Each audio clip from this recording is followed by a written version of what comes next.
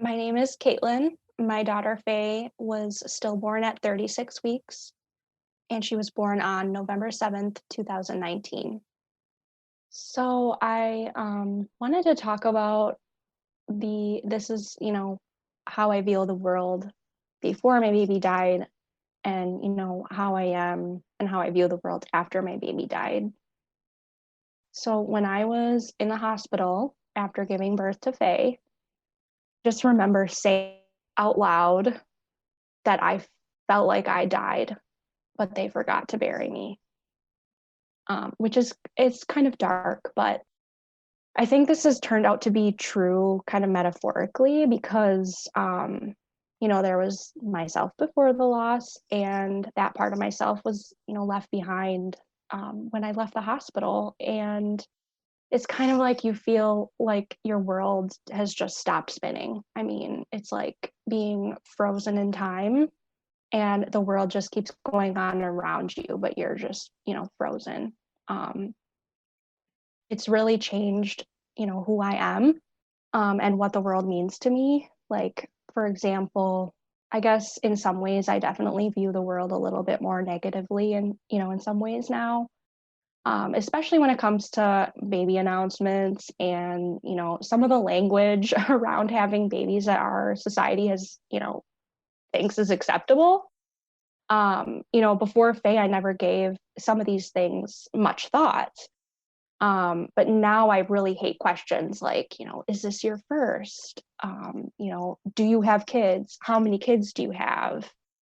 Or any comment about like, oh, are you going to try for a girl or are you going to try for a boy?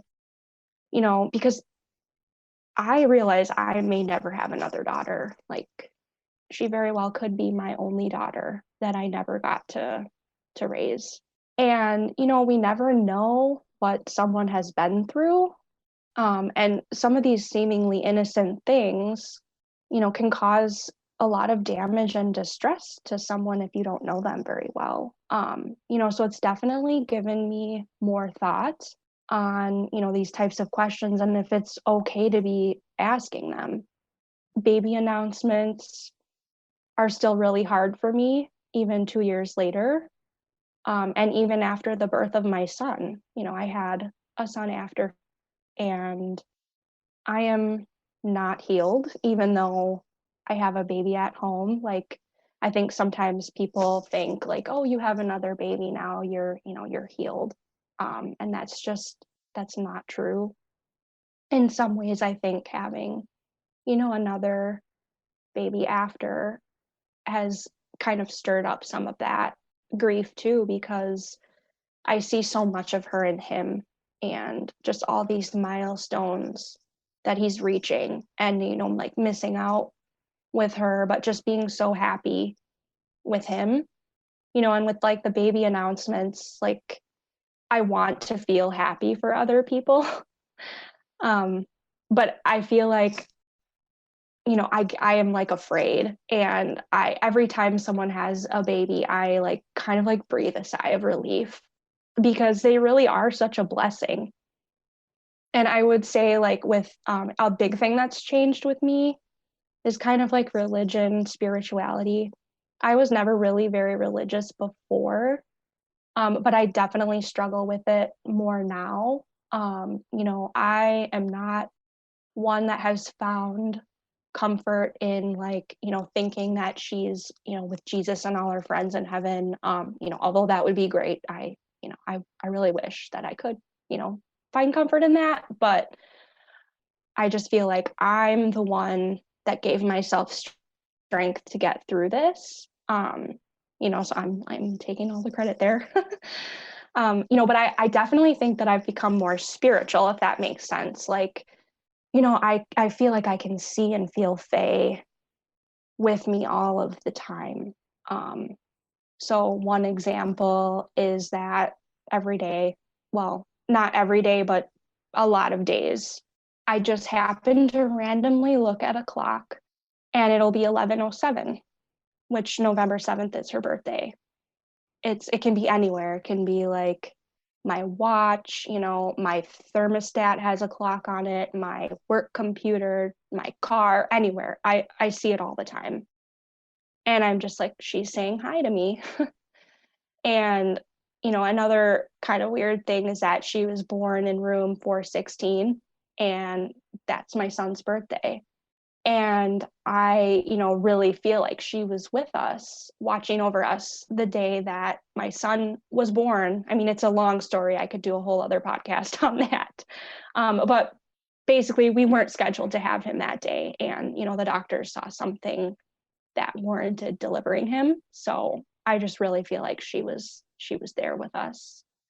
And kind of like on the flip side too of the more like positive is that I really see so much beauty in things that I probably never took the time to notice, before. Being outside was very healing for me after losing Faye. And, I did a lot of hiking by myself with my dog.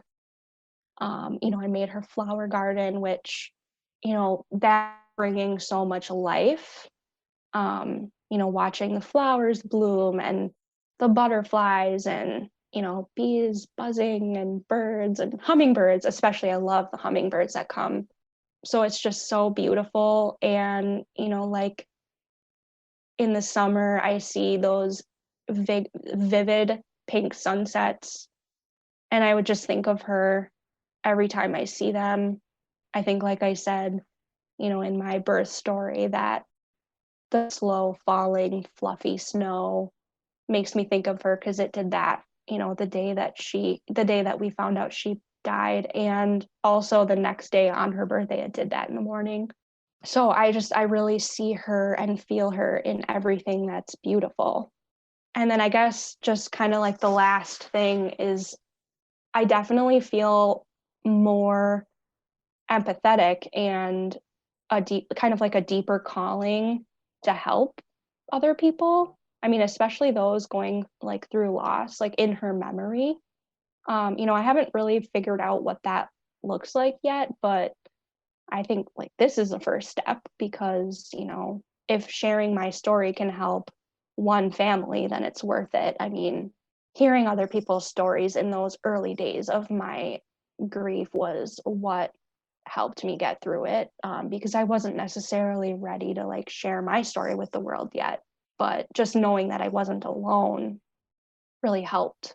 So, yeah, those are some of the things that has kind of changed me through this whole process. Thank you so much. That was beautiful. Thank you.